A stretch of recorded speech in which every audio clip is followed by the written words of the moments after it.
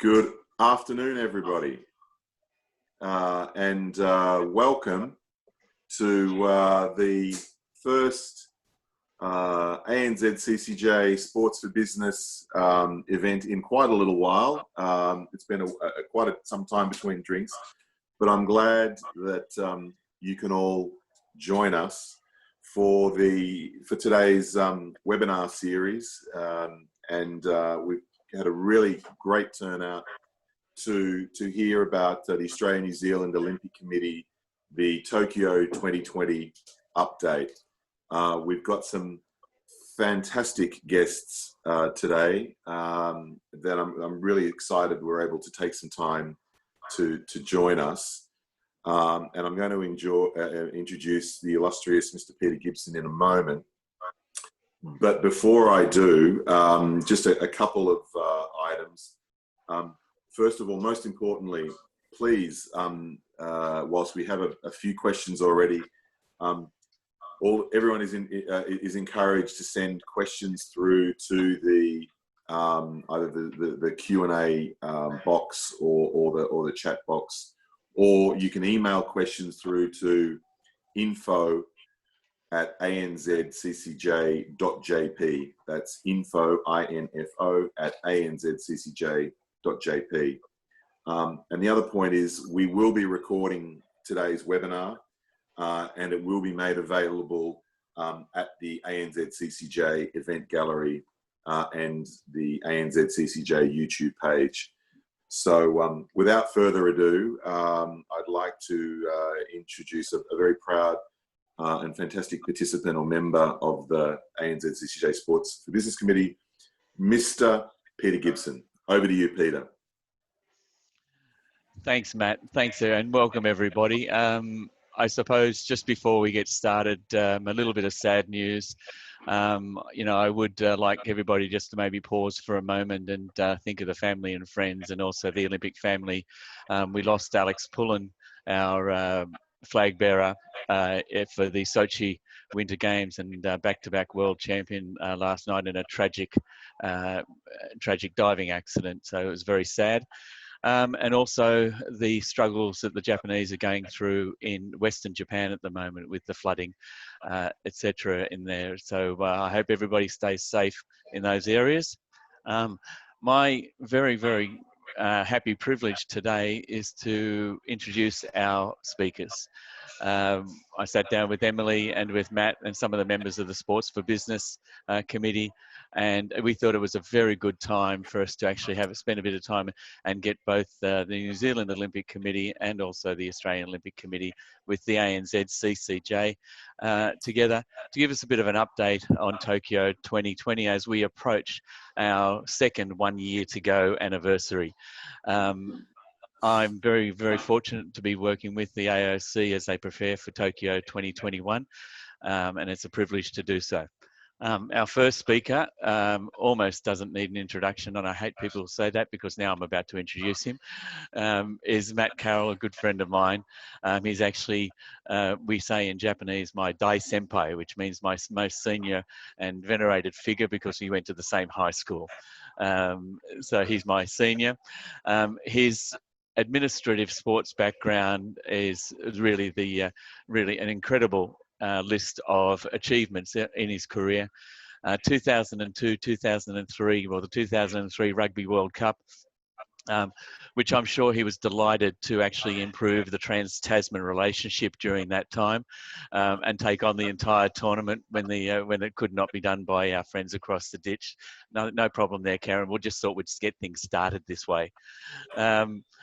Taking on then head of the inaugural A-League, the Deputy CEO of Rugby Australia, a stint in Japan actually setting things up for the Rugby World Cup and setting the foundations for the Rugby World Cup 2019, which we all know was a fantastic success. CEO of Sailing Australia and taking that into a federated system, which is no mean feat, trust me, on that. And then in May 2017, being actually appointed as the CEO of the AOC. And having worked with and around Matt for many times, I can tell you he's a fantastic person to work with. As I said, a Joey's boy and a member of the Order of Australia. Our second speaker will be Kereyn Smith, whose CV was also actually longer than yours, Matt, by 2 pages, but I've had to actually condense this down, and this is very impressive. Since 2011, Kereyn has been the CEO and the General Secretary of the New Zealand Olympic Committee. In 2015 is also, and through to the present day, is also the Vice President of the Commonwealth Games Federation. And 2005 to 2011 was the Vice President of the International Netball Federation. 13 through to 2017 New Zealand Rugby Union Committee. And in 2015, it was awarded the member of the New Zealand Order of Merit, the MNZM. Also recipient of the IIC Women in Sport Award. I think you're going to find this conversation as we move towards what is an unprecedented Olympic Games in 2021. Very, very interesting. So, Matt, I'll hand it over to you. We will be taking some questions as we go throughout, and I'd be really interested to get your views as we head to that second 1 year to go anniversary. Thanks, Peter, and thanks for your kind comments, and welcome everyone, and thanks for your time. Well, I suppose time zone's a bit different for this call, but thanks for your time today. I guess in terms of where we're up to in the preparation, once the postponement decision was made by the International Olympic Committee and the Tokyo Organising Committee, the main thing was to create some more certainty for our athletes and the sports. So we put a lot of effort into communication, an update of information, and so that they weren't left guessing what was going on. And that was the most important thing. I mean, there was the postponement they had to deal with, but also at that time, Australia was going into a lockdown. There was no travel between states. Sadly, we're sort of partially back to that way again now. But and therefore that certainty of knowing that the games are on in a year's time, and this is how it's going to work. And so the next part was about qualification. As the IOC had already made the decision, those who had qualified for the games, the athletes who qualified, remain qualified. And even as we know, it's still the Tokyo 2020 Games just going to be held in 2021, which saves us a lot of no bother to have to unpick a whole lot of uniforms, which say Tokyo 2020, which is very kind of them to make that call. The other thing, obviously, for the athletes and the sports of the ground, the certainty was that they needed to know what the process was going to be in qualifications and how they would make be able to make that journey to Tokyo next year. That is being worked through at the moment. It's still difficult. So in taking those on board, we've been adapting our planning. We've adapted our planning for a COVID-19 environment. That's the best way to approach it. That's the way I understand that TOCOG is approaching it. It's certainly the way that the AOC is. We're working on a no vaccine. Obviously, if there is a vaccine, that will change everything significantly. That requires us to work closely with our government, understand the regulations in terms of particularly around those qualification events.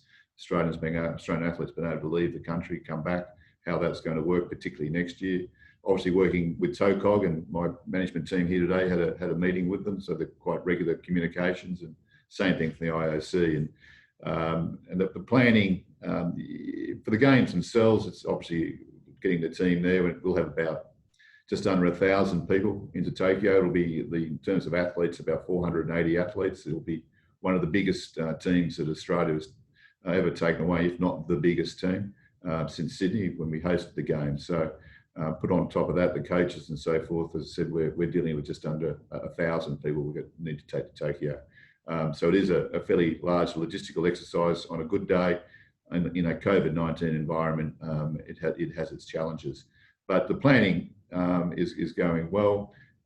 We've sort of separated the two. There's the games time piece and there's the pre-games, obviously for the athletes' preparation time and for their pre-games camps and things of that nature. At this stage, most of those will be in Australia, but obviously with some sports, tennis, surfing, there is still the possibility that the athletes will be in other parts of the world, which adds in this COVID world a degree of risk and a degree of I'd say difficulty in managing getting them into Tokyo. And obviously then some of our basketballers will be in America and how we're going to balance that. But fortunately, there is a year to go, and as Peter said, those celebrations of a year to go, we've already had one last year, and we get to do it again this year, which takes me into our commercial partners.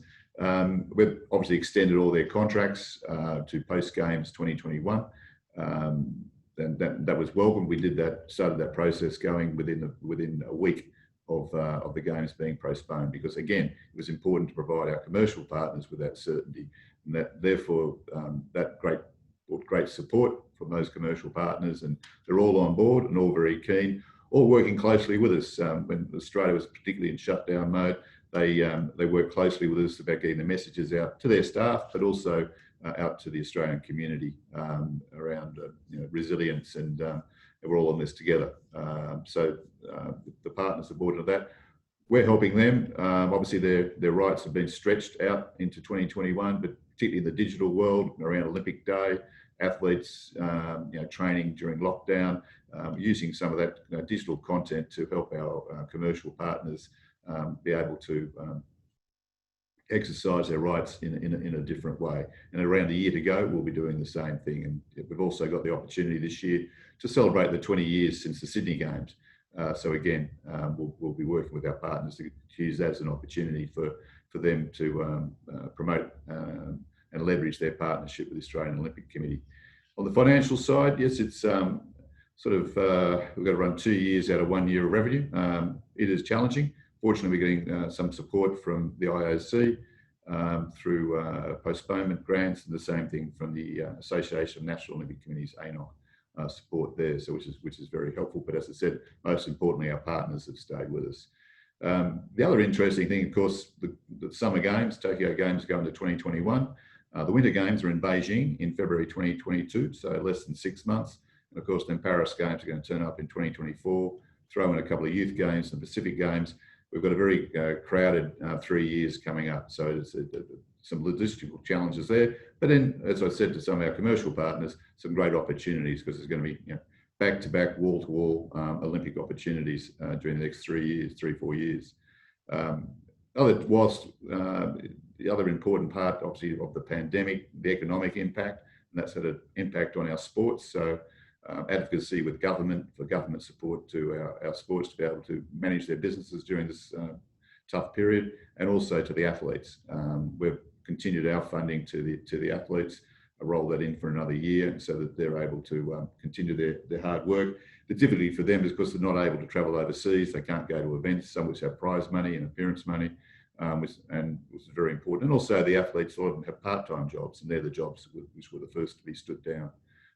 So it has been challenging there, but the government came out the other day with a funding announcement, which was very useful.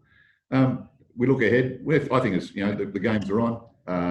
We'll be in Tokyo and Japan again next year, and I look forward to it. We'll have a planning team up there probably in March to work with TOCOG.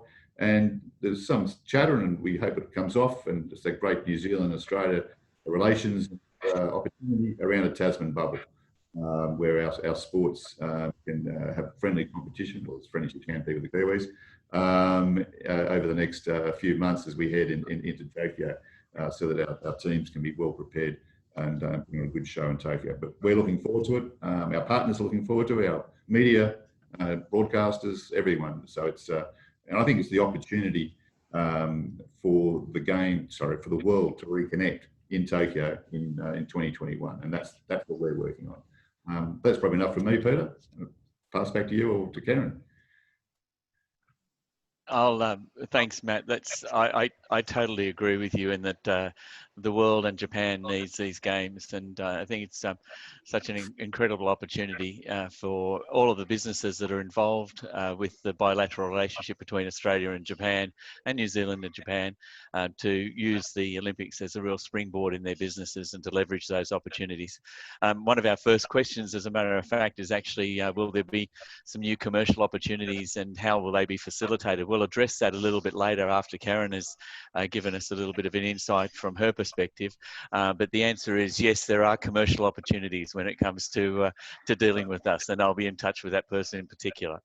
Kereyn, Kereyn, I'd like you to, as I said, come in and take over the batting. And thank you so much for your time. I know you guys are incredibly busy. The time I've spent with the AOC has been a real eye-opener as to just how complicated it is to get ready for an Olympic Games. And it's been an amazing experience. So Kereyn, over to you. Well, thank you very much, and kia ora koutou, everyone. And thanks, Matt, for that overview. I can assure you on these matters that New Zealand and Australia are not that different, and in fact their story's not terribly different to Matt's in terms of what we've all been working through, and probably not too different to around the world. But in some regards in New Zealand right now we're lucky, and our athletes have been pretty fortunate that they only had to work through 5 weeks of real lockdown, unlike some friends and colleagues on the other side of the world who's 3.5 months later, their athletes are still struggling to get back into any form of real training. So I think from an Australia-New Zealand perspective, that's certainly a competitive advantage. And I think in these times when everyone's a bit challenged, we're all looking for positive, good news stories, and that's certainly one of them. Just to add a little bit to what you said, Matt, I think it's been really interesting to feel the support of partners. One of the things that you alluded to, Matt, was just how much our commercial partners, and I'd say the same, and I'd say many people on the line today who are our friends and colleagues from Japan and various corporates and government, we've really been humbled and heartened by your support. And I think it's given a lot of momentum to us, and I think the athletes are feeling like they've got a good wraparound. So we thank you all for that. And in particular, I'd like to mention that the partners that we have on the ground in Tokyo for our house, our ANZ New Zealand house at the Hillside Forum, they've been incredibly helpful, like many of the accommodation and other facilities and hotels and venues that have reached out and are working really, really hard to make these Olympics work for everyone. So thanks to you all for doing that. I think our story really similar to Matt's, and it's been interesting to the necessity for partnerships. And just as in Australia with the AIS reaching out and providing support and advice to athletes, we too have been very active in that space, because I don't think we can underestimate the huge challenge that the postponement of the games and then lockdown, and then now, as Matt mentioned, many of these athletes for their living, it's very hard just to see an immediate pathway as to how they can get back and get that qualification and confirm their spot for Tokyo. So, it's been a priority for us right from day one to set up like a strong athlete community and to communicate with them and for them to share their stories, and a lot of lockdown digital, a lot of extra activity there to keep them connected and motivated and to share their stories of resilience and inspire each other. So I know that that's something people around the world have done, and I know our athletes have really embraced that. It's kind of moved now into another phase because they're now back competing, and with what I'd call almost the flashpoint of Black Lives Matter in recent weeks, that too has become a really interesting discussion point in our athlete community as they are coming back on and thinking about Tokyo and thinking about competing on the world stage. So there's been a lot of really rich content for athletes to be thinking about in their times. The other thing that we share with Australia is it's our 100-year celebration of Olympic pride in New Zealand. So we were joined up with Australasian Olympic team up until Antwerp in 1920. So on the 13th of August, we will celebrate 100 years of New Zealand Olympic pride. And so it's been quite a blessing to have that milestone for us. So while we haven't got Tokyo to focus on in the short term, we're now really focusing on the legacy and the pride and the history of the Olympic movement in New Zealand and bringing forward those stories and that celebration. In fact, we're actually launching a documentary, having a premiere on the night of the 13th, which we're doing with Sky Television, one of our partners. So there's been an opportunity for us to sort of change our focus and our work streams and focus a little bit more on different stories, just much like Matt and his team have. The other final thing I just mentioned is that it has made a real difference to our own workflow. So obviously you're trying to sort of reshape the deck chairs on the Titanic with the team and everything that goes with that. But also now we've kind of reshaped a little bit, and as was mentioned, now with Tokyo next year, it's 6 months after that to the Winter Olympics in Beijing in early 2022, and us as the Commonwealth sport entity in New Zealand, a few months after that, we have the Commonwealth Games in Birmingham 2022. So aside from other activities and leading into Paris, there's a real logjam there of opportunity and challenge and workload for us to be focused on. So hopefully that's given a little bit of an insight, just to add slightly different perspective to Matt's overview. Thanks, Kereyn.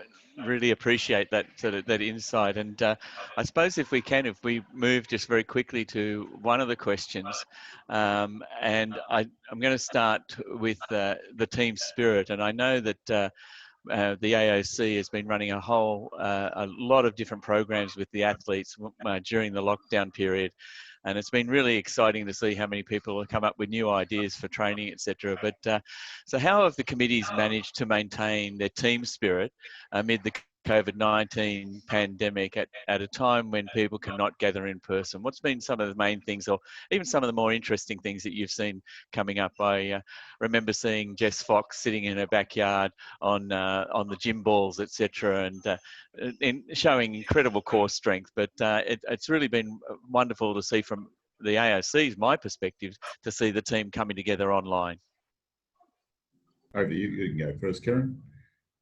Yeah, sure. Well, yeah, absolutely, Peter. There's been, well, I guess it depends on the different phases, but certainly in lockdown, we had a lot of digital activity, and one of them was actually a champion of isolation. So the athletes were kind of filming themselves doing all sorts of different things, and some of them emulating medal performances of sports that were not their own.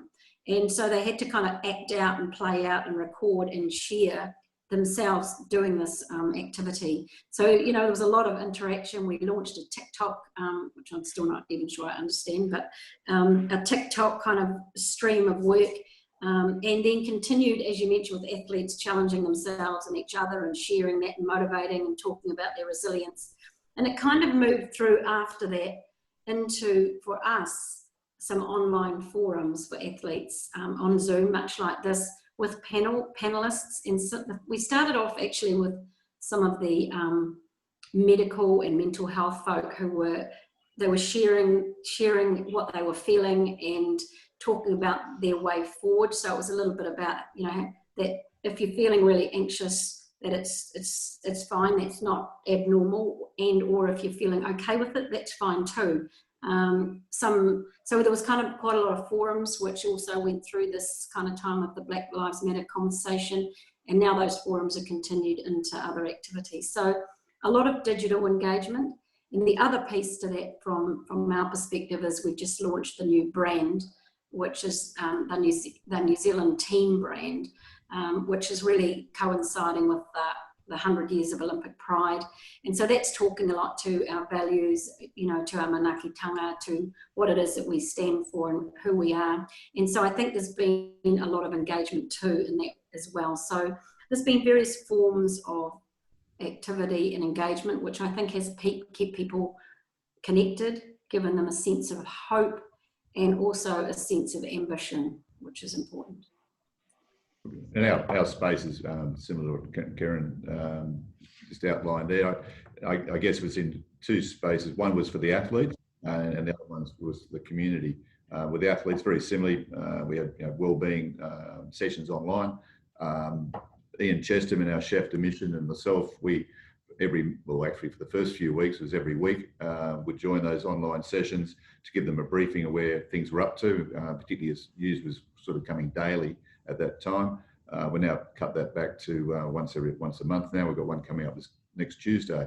Again, just as I said at the beginning, they're giving that communication to the athletes so they understand straight from Ian as chef de mission, myself as CEO, about how things are running. But the wellbeing program was well received, and it wasn't just mental health, but also we also had one of our partners, Westpac, around financial issues and management of that during the lockdown period was very important and welcome as well. And one of our other partners, Allianz, is doing work around the mental health as well. So it was a mixture of both ourselves and our people, and also our partners. And the other one was more of an outward-looking one to the community, which is important. The role of the, obviously, athletes in our sports receive government funding, so it's important to show that how sport can give back to the community. And so a lot of we had outward-looking seminars and sessions, and for Olympic Day was a whole series again through our partner at Optus. We went live out to the community. I think it was something like 400,000 or 500,000 people tuned in, but there was many hundreds of schools that tuned in. They come into one channel, so we're able to reach a whole lot more people than if we just done our normal Olympic Day activities by sending a group of athletes out to schools. By turning into a digital format, we reached a whole lot more people, which I think, regardless of whether it's a pandemic, never again, please. Again, we'll adopt that way. So, and there was an Olympic Day challenge issued to the community. We used again our partners at Channel 7 to get that message out, and we challenged the community to pick up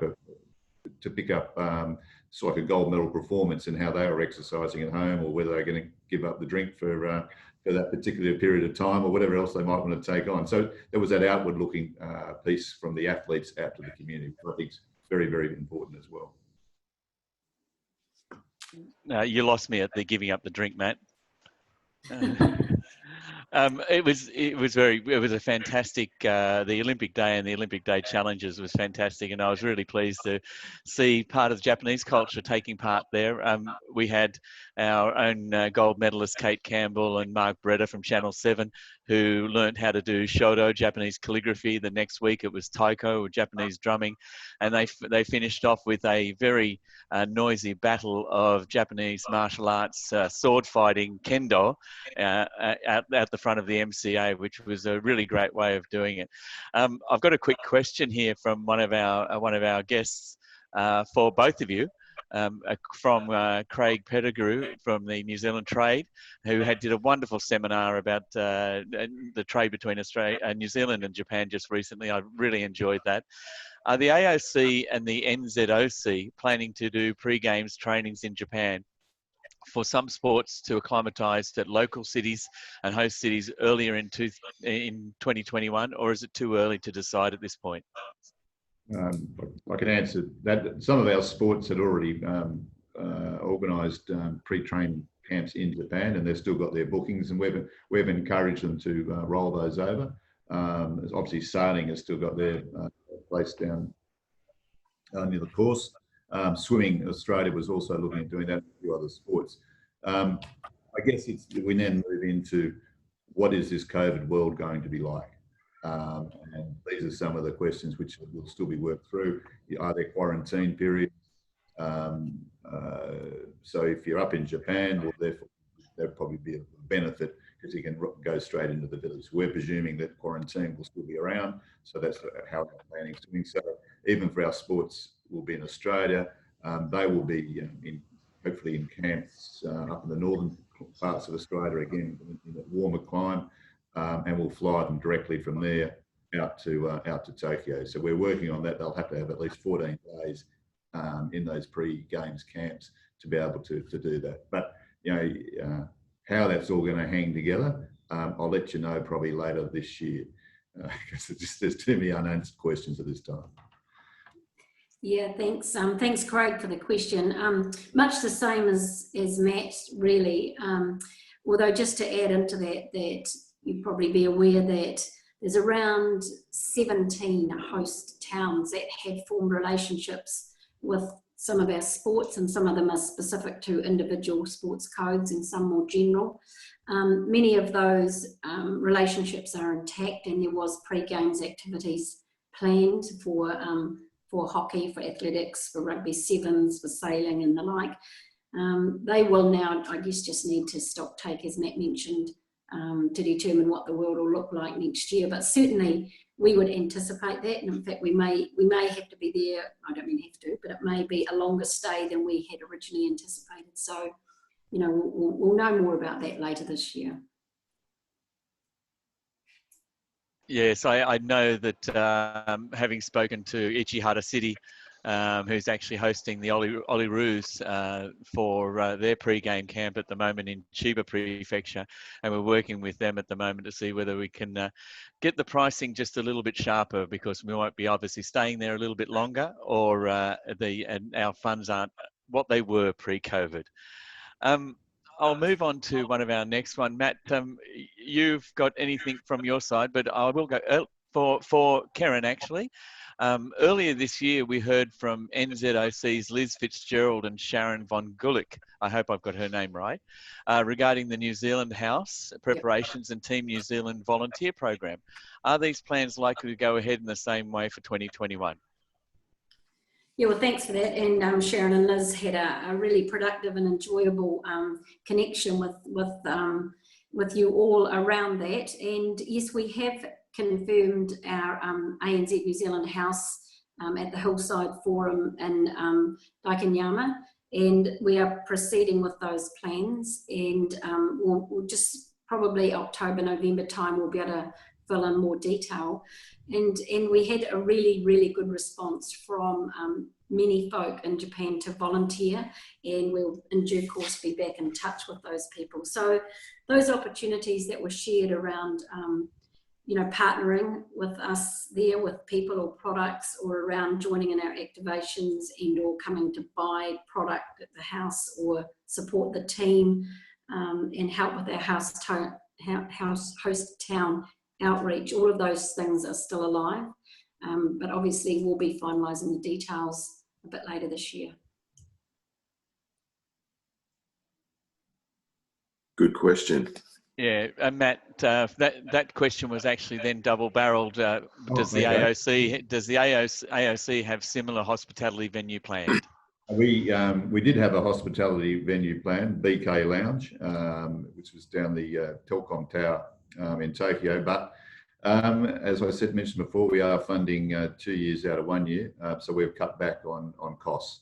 You know, the nice to dos, and it was a good to do, nice to do, but we had to make that decision because the key piece for us, obviously, and it is, I know this for New Zealand as well, is the team, and that's the most important thing. So we've kept the full support of the team, whilst we've cut back on the hospitality, and our partners understand that. And Tokyo is not short of a few restaurants, so I'm sure we'll be able to look after the hospitality up there. Because the other thing I had to pay for is we've taken delivery of all our gear, our apparel for the team from our sponsor ASICS.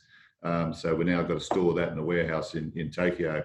So if anyone's got a cheap warehouse up there, please give me a call, because we've got to store that now for 12 months ahead of the game. So that's where the rental budget's gone.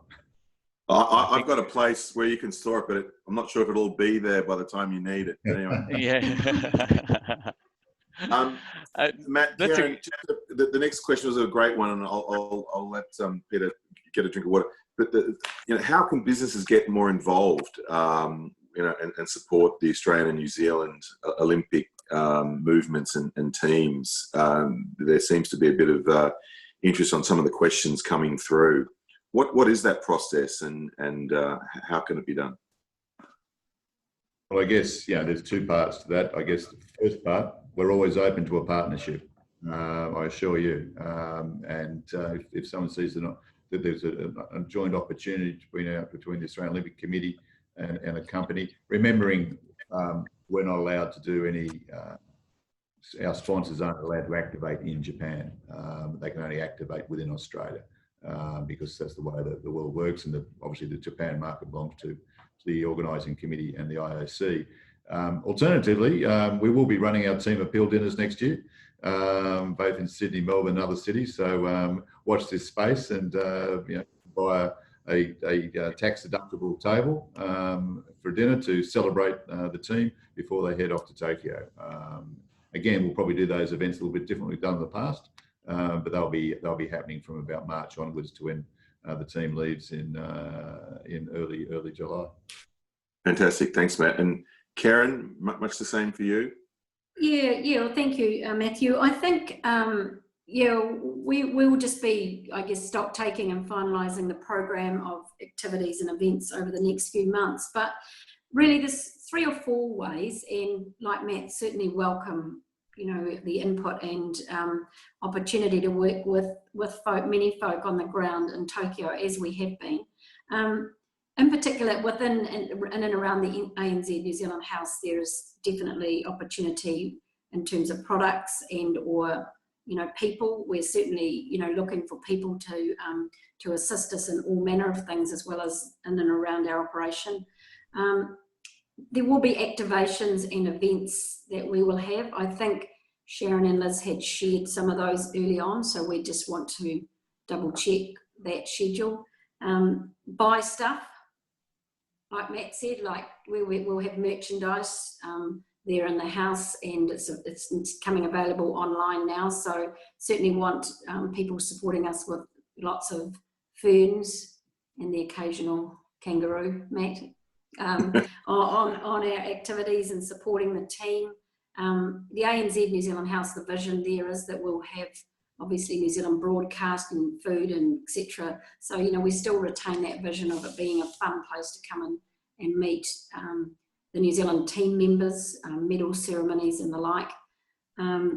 Volunteers, really keen to work in that space with folk who might want to, and just to help us with our New Zealand team outreach. So with those 17 host towns, that's really our local, I guess, legacy, and we'll be working with the embassy there and with our government folk and partners to engage in community outreach. So there's lots of ways that we can work with and alongside, businesses. Sharon and Liz did come to an earlier Chamber Sports for Business meeting and presented what was going on at in Daikanyama, and it looked fantastic then, and I'm sure it's only getting better. So it's exciting to hear that's going ahead. Back to you, Peter. I've got one for, again, both of our CEOs. The AOC and the NZOC were vocal supporters of the Tokyo 2020 postponement. I think we were leading the charge there. Are there conditions you wish to see met before sending your athletes to Tokyo 2020, apart from the obvious, 2021? Kereyn, you want to start with that one? Well, yeah, thanks, Matt. It's pretty complicated, isn't it, as we all look forward into the environment and just in terms of how borders are operating and safety and security. But like Matt said earlier, we are planning to proceed and working, the IOC and TOCOG and World Health Organization are working around how they can ensure a safe and secure environment for the athletes and for spectators and volunteers. And I mean, that's got to be the absolute bottom line, really, is that you can be sure and confident that there will be a mechanism, whatever that looks like, or a range of countermeasures that will enable athletes and people travelling to be safe. So I think that's at the heart of it. It has to be able to be affordable.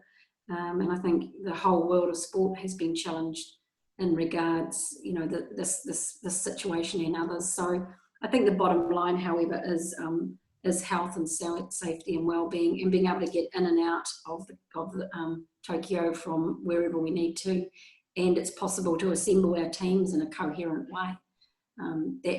That was today clearly very, very challenging, but we're optimistic and purposely working towards that'll be possible in 2021. Yeah, look, add to Kereyn's comments there. We looked at the postponement. There's mainly because at the time when that discussion was occurring with the IOC and TOCOG, that Australia was closing its borders internationally, and also the states were closing their borders. We didn't have much alternative. The ability for us and the timeline they put on that took us past the opening date of the Games. And therefore it was going to be impossible for us to assemble the team. As it turned out, the IOC and TOCOG took the huge decision of postponing the Games. Because I've always had absolute optimism and understanding that the Japanese organising committee, Tokyo, not just Tokyo, but the whole of Japan, the Japanese government will organise a great game. And they certainly showed that in the Rugby World Cup last year. I've no doubt that's going to occur next year. So we're very confident and comfortable with that. Obviously, the IOC are helping them out, and they're putting additional dollars. I think there's hundreds of millions US dollars towards the Games as well. And very comfortable because the IOC has said, and it's the same for New Zealand and Australia, the athletes are always the focal point. So that's the most important thing. See, and that's what we worry about. The add-ons, we will work with. I mean, our partners have said the same thing to us. That actually, as Kereyn quite rightly said, it has been very inspiring to us as well. That the care, that the concern that the partners had for our athletes. So they're quite understanding. We will adapt our plans, whatever they will be, to focus in on the athletes, and exactly what the organising committee is doing and the IOC. And that's what we're doing. Obviously, New Zealand is. So we're very comfortable that we don't know the answers to all the questions yet, because there are no answers to some questions. And we're patient, and it's a year to go. And no doubt, by the time we get to Christmas time, the world will be a different place again. And I'm an optimist as well, always. Thanks, Matt. Just a couple. Go ahead. Matt, go for it. No, Matt, you go ahead. We've got a couple more coming through, which is great. Yeah, I was just going to, there's some great questions coming through. Byron Frost, who's a fellow Chamber Sports for Business member from Baker McKenzie, asked a good question. Do you anticipate Seven or Sky will still send large broadcast teams to Japan, or will they be relying more on the host broadcast feeds? Is that a question you guys have any insight on? From the Channel 7 perspective, I mean, they all rely on the broadcast feed, obviously from the venues. So it's only the extra add-ons. 7 were always going to have a big crew here in Australia. They weren't never going to have a large crew there, but they're still going to have people up there. News Limited, who are a good partner of ours as well, they're still sending the same number of journalists to Tokyo as well. So the support is there from News Limited. And the rest of the non-rights holders will obviously pick up the feed and things of that nature. But I suspect that they'll have people on the ground in Tokyo as well. And we're certainly helping with some of our digital technology as well to ensure that the messages get out. So I think it'll be well promoted. Okay, thank you. And Andrew Gauci from the Executive Council member asked a question actually that I was going to ask also. He asked, many of us have had to deal with mental health issues that our teams have faced during this difficult period. How have your teams dealt with the uncertainty and the impact this has had on your people? I think in many of the corporates around the world, we're seeing mental health issues and people being stuck inside and so forth. I can only imagine you did kind of talk a little bit to this earlier on, but I guess the ups and downs and trying to focus for the team must be hard. Matt? Certainly, and as you say, Kereyn and I have touched on. I guess one of the great things about athletes is called resilience, and they face challenges on a daily basis, just in training and competing. As I said in my opening comments, providing them with the certainty so that once that decision was made to postpone, bang, they can then focus in on the new date. Which is very, very important. Okay, it's disruptive, and for some of them, this is going to be their last Games. So they had to actually make a decision: do I continue or do I retire? We had one the other day who retired, one of our cyclists. But she said, "No, I can't." So they've all had to work through that, rejig their preparation. I guess, as I said, the hardest thing about the qualification, those who still had to get through qualifications. But again, you know, we're providing with as much information. As soon as I have some news, we pass it on straight away. And again, I said, you know, we just don't have the answers to all the questions, but they're focused on the games. They're a resilient bunch. The sports are working closely with them as well. And our Australian sport are running a lot of programs too around mental health. And equally, like I said before, that outward-looking piece, the athletes are also back out too, whether it be our partners or the community at large, about what their learnings from dealing with this with these challenges. Kereyn? Yeah, just to add to that, I think if one very visible I think impact from COVID has been sport, the absence of sport from the community to the global level. And so I absolutely agree with what Matt says about the athletes. I think the other part of this is actually about the leadership of sport and our own staff. And you know, when you're sort of sitting in the middle, in the nexus between what happens in your domestic environment and in the pathway to the global environment, it's certainly been a very, very challenging time. And we've seen the fact there hasn't been any sport, and then gradually things are starting to come back. But I can certainly say in New Zealand, the sports community has been very, very hard hit by COVID. The government have really stepped up, just announced recently, an unprecedented amount of investment, $265 million in a recovery and kind of future strengthening package to help sport get back on its feet. But, you know, I don't think we can underestimate the toll it's taken on our sporting system. And, you know, I think the athletes are sort of the shining lights here, and people are very energised and motivated to make sure they get the opportunity to fulfil their dreams. But certainly been a challenging old time for sport and for athletes. Yeah, definitely. And you know, I guess sorry, go ahead, Peter. No, I just, Matt, I know that you've had a reasonably long history of dealing with Japan, remembering that all of our attendees today are very heavily involved in the Australia, New Zealand, Japan triangle. Well, I shouldn't really say it. We'll talk about the two channels going into Japan. And all of us who have been spending most of our life with our love of Japan and the relationship with Japan and the business of doing business in Japan. Dealing with Japan, Matt, we're a country where yes means maybe, maybe means no, and no means you're not talking to a Japanese person. What has been some of your interesting experiences in your time with Rugby World Cup, and also obviously now as we head towards Tokyo 2020 and 21? Yes, I've enjoyed my entire interaction, and particularly when I was working up there. I think Japan's a great place, and I think the people are tremendous. I've often said to people here in Australia, I find them very Australian in some ways. They love a party and they love their sport. So it's and the two go very well together. So I've enjoyed that. Yeah, you're right. I did have to. It took me a while to work my way through about how it all hangs together. Particularly though I don't know about all the industries in Japan, obviously, but certainly in the sporting world, how much is outsourced and subcontracted out, which once I got my mind, I used to be in the construction business, so I understood that and was able then to explain it to World Rugby that they just do things differently.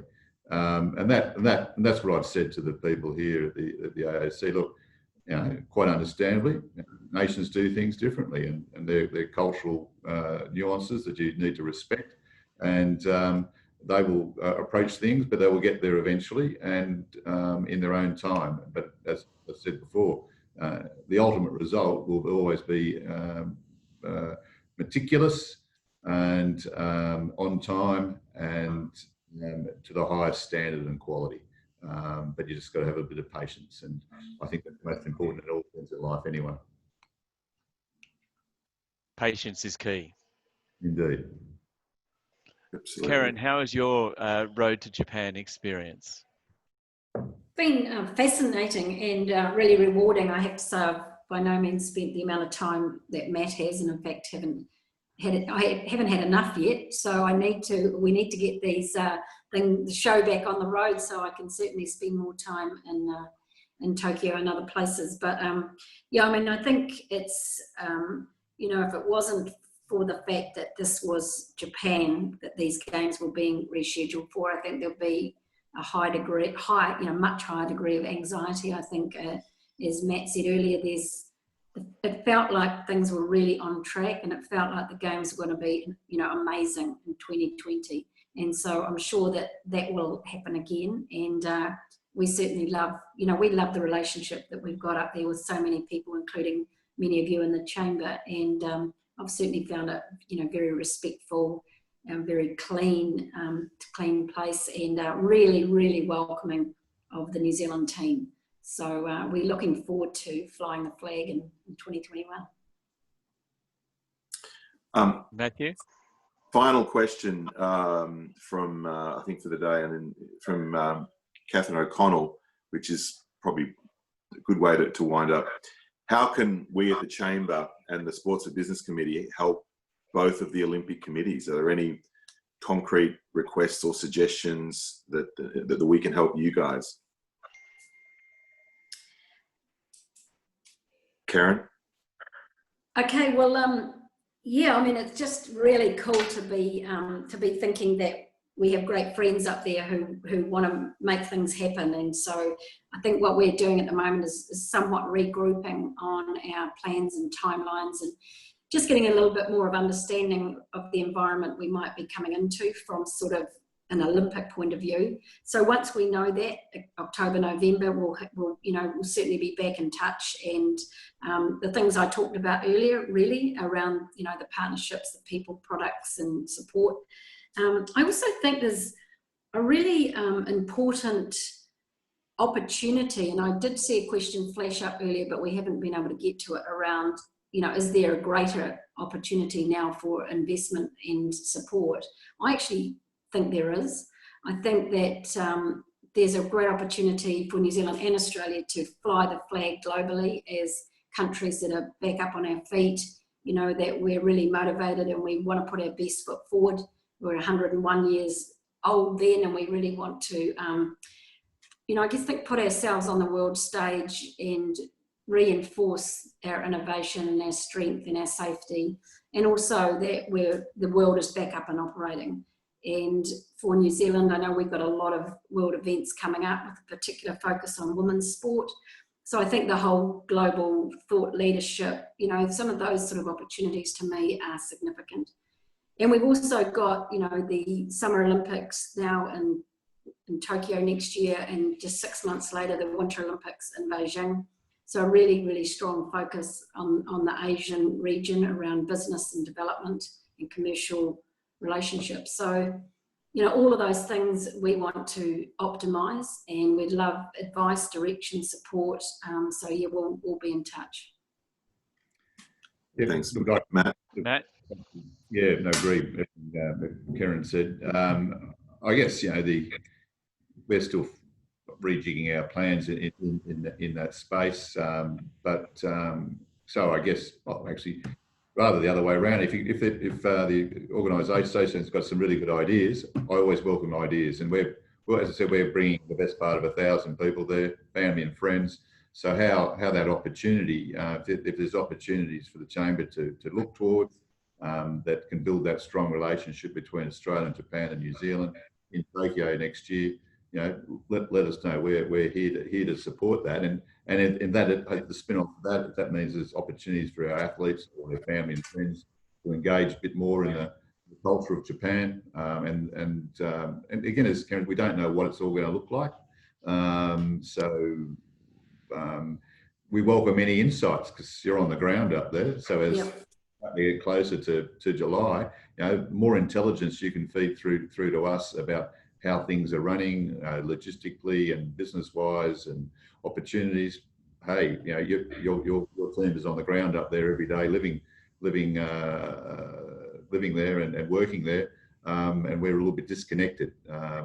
Zoom and Teams and everything else are wonderful technologies, but sorry, it doesn't quite do the same thing as being face to face or with people. So yeah. that would be great. That constant flow of information.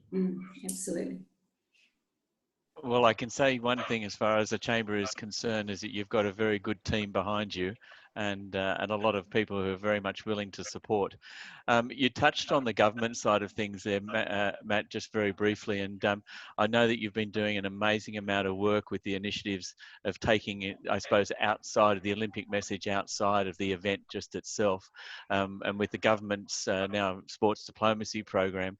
There's been a lot of activity around in this COVID time about people getting out and getting back into sport. A lot of amazing opportunities in those areas there, Kereyn and Matt. Well, absolutely. I mean, in sport, I guess, both Kereyn's organisation and our organisation, yes, we organise teams to games, and that's only a small part in many ways of what we do. As an Olympic committee, it is to use the power of sport. Well, the charter actually says there's something along the lines, the power of sport for the benefit of the community. And so at the end of the day, the games are a platform to show the world and communities all around the world, obviously, the power of sport, and whether that's through health, both physical and mental well-being, the power of humanity in terms of getting on together, rather than using very high-minded words. I prefer to say, let's get on together. And that's what the games are about. And then we've got to distill that back into the community. And that's why I made the comment before about our program has been, yes, we're looking after our athletes, but then we've said to the athletes, you need to look after the community. So that giving back is what the Olympic Games are about. So that's the view that we take with our role. And we take it very seriously. We've ramped it up, and we've got sessions going into our schools across the country. We used to be live, again, athletes going there, unable to do that now. So we call it Olympics Unleashed. Athletes tell their story to kids, and going back to the question before, people ask, how athletes can help, is that they're talking directly to school kids who have gone through rough time too, particularly years 11s and 12s, and they've been able to give their inspiring stories. It's okay to fail. It's okay not to win. But you pick yourself up and get on again. So yeah, these are tough times, but hey, there's light at the end of the tunnel. I'm seeing the Olympic Games. I'm going there. What's your ambition? And that's the sort of messages they can deliver to the school kids. Fantastic. Over to you, Peter. Well, look, I think where'd that time go, huh? So I'm just very conscious of our time and finishing up. All of us from the ANZCCJ and all of us who are actually all the guests that have registered in today, we've had a fantastic turnout. I think we've had some 70 people who have been online for this particular webinar.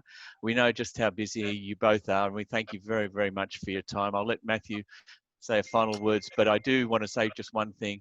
It's we do know that given the current state of the affairs, Japan as our second biggest trading partner, a huge trading partner with New Zealand, as the governments around the world and in particular in our region start to focus a little bit more and diversify away from the more China-centric policies, etc. There's huge opportunities in the Australia-Japan relationship and the New Zealand-Japan relationship, and I think that sport, as Richard Court had said during one of our meetings, I think sport is a wonderful Trojan horse for that business strategy.